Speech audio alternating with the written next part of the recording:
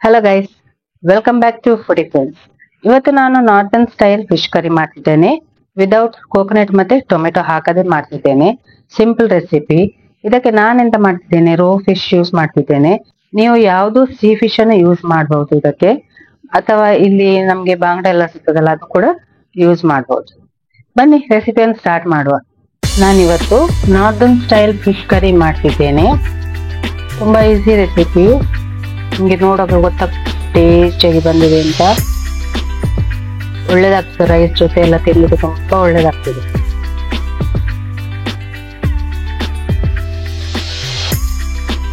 ಫಸ್ಟಿಗೆ ನಾವು ಫಿಶ್ ಅನ್ನು ಮ್ಯಾರಿನೇಟ್ ಮಾಡ್ಲಿಕ್ಕೆ ಉಂಟು. ಅದಕ್ಕೆ 1 tea spoon turmeric powder,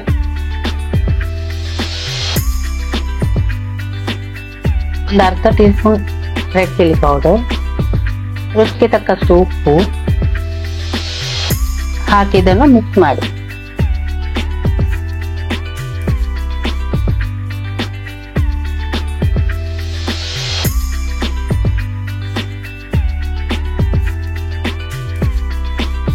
mix ಮಾಡಿದ ನಂತರ ಒಂದು ಬಾಣಲೆಗೆ ಒಂದು 6 ಟೀ ಸ್ಪೂನ್ ಮಸ್ಟರ್ಡ್ ಆಯಿಲ್ ಅನ್ನು ಹಾಕಿ ಫಿಶ್ ಅನ್ನು ಫ್ರೈ ಮಾಡಿ. ಎರಡೂ ಸೈಡ್ ಚೆನ್ನಾಗಿ ಕ್ರಿಸ್ಪಿಯಾಗಿರ್ಬೇಕು, ಬರ್ತದೆ ಅದು, ಅಷ್ಟುವರೆಗೆ ಫ್ರೈ ಮಾಡಿ.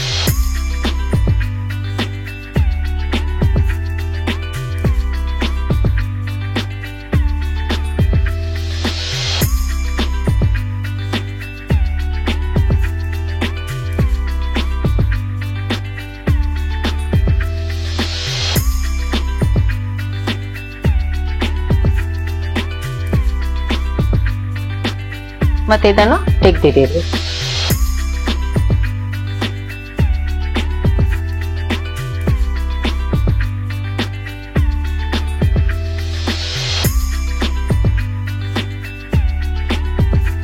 ಈಗ ಅದೇ ಆಯಿಲಿಗೆ ನಾನು ನೆಕ್ ಆಯಿಲ್ ಹಾಕ್ತಾ ಇಲ್ಲ. 2 ತೇಜ್ಪತ್ತ, 1 ಚಿಕ್ಕ ಪೀಸ್ ದಾಲ್ಚೀನಿ, 3 ರೆಡ್ ಚಿಲ್ಲೀಸ್, ಮತ್ತೆ 2 ಇಲೈಚಿ, ಮತ್ತೆ 3 ಈರುಳ್ಳಿಯನ್ನು ಗ್ರೈಂಡ್ ಮಾಡಿ ಇದಕ್ಕೆ ಹಾಕಿ ಚೆನ್ನಾಗಿ ಫ್ರೈ ಮಾಡಬೇಕು. ಇದು ಎಷ್ಟು ಫ್ರೈ ಮಾಡ್ಲಿಕ್ಕೆ ಆಗ್ತದೆ ಅಷ್ಟು ಫ್ರೈ ಮಾಡಿ, ಒಳ್ಳೆ ಮಾಡಿ ಫ್ರೈ ಮಾಡಬೇಕು. ಇದಕ್ಕೆ 1-2 tea spoon ginger garlic paste ಕೂಡ ಹಾಕಿ ಅದರ ಜೊತೆ ಫ್ರೈ ಮಾಡಿ, ಒಳ್ಳೆಯಾಗಿ ಫ್ರೈ ಆಗಲಿ. ನಂತರ ಇದಕ್ಕೆ ಅರ್ಧ ಟೀ ಸ್ಪೂನ್ ಹಳದಿ, 2 tea spoon red chilli powder, ರುಚಿಗೆ ತಕ್ಕಷ್ಟು ಉಪ್ಪು, ಮತ್ತೆ 1 ಕಪ್ ನೀರನ್ನು ಹಾಕಿ ಇದನ್ನು ಕೂಡ ಚೆನ್ನಾಗಿ ಫ್ರೈ ಮಾಡಿ. ಆ ಮಸಾಲೆ ಎಲ್ಲ ಒಳ್ಳೆ ಫ್ರೈ ಆಗಬೇಕು.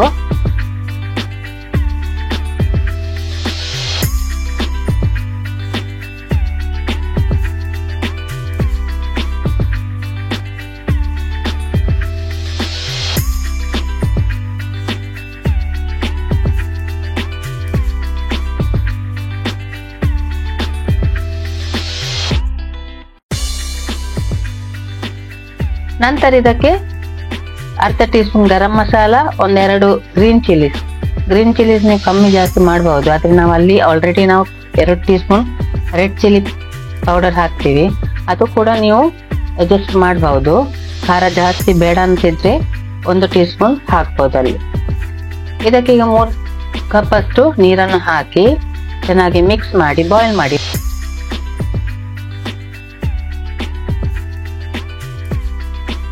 ಒಳ್ಳೆ ಬಾಯ್ಲ್ ಆದ ನಂತರ ಇದಕ್ಕೆ ಮೀನನ್ನು ಹಾಕಿ, ಎಲ್ಲಾ ಮೀನು ಹಾಕಿ ಇದನ್ನು ಒಂದು 5 ನಿಮಿಷ ಬಾಯ್ಲ್ ಮಾಡಿ.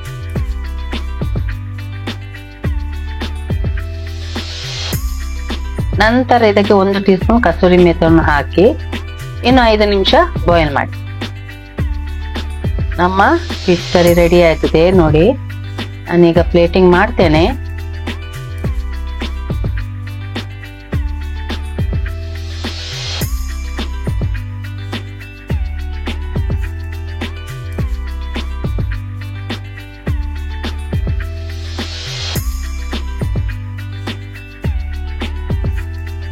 ಒಳ್ಳೆಯಾಗಿ ಬಂದಿದೆ, ಗ್ರೇವಿ ಕೂಡ ಸ್ವಲ್ಪ ಥಿಕ್ ಆಗಿ ಬಂದಿದೆ. ಇದು ಅನ್ನ ಜೊತೆ ಎಲ್ಲ ಒಳ್ಳೆದಾಗ್ತದೆ ತಿನ್ಲಿಕ್ಕೆ. ಟ್ರೈ ಮಾಡಿ ನೋಡಿ.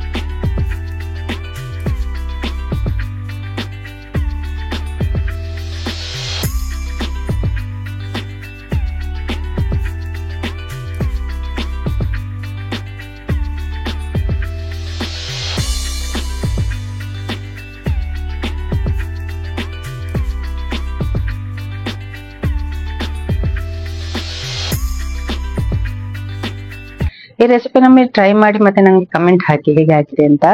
ಈ ವಿಡಿಯೋ ಇಷ್ಟ ಆದ್ರೆ ಲೈಕ್ ಮಾಡಿ, ಶೇರ್ ಮಾಡಿ, ಸಬ್ಸ್ಕ್ರೈಬ್ ಮಾಡಿ, ಎಲ್ಲರಿಗೂ ಶೇರ್ ಮಾಡಿ ಪ್ಲೀಸ್. ನಿಮ್ಮ ವಾಟ್ಸ್ಆಪ್, ಫೇಸ್ಬುಕ್ ಅಲ್ಲೆಲ್ಲ ಸ್ವಲ್ಪ ಫಾರ್ವರ್ಡ್ ಮಾಡಿ ನಂಗೆ ಹೆಲ್ಪ್ ಮಾಡಿ. Thank you.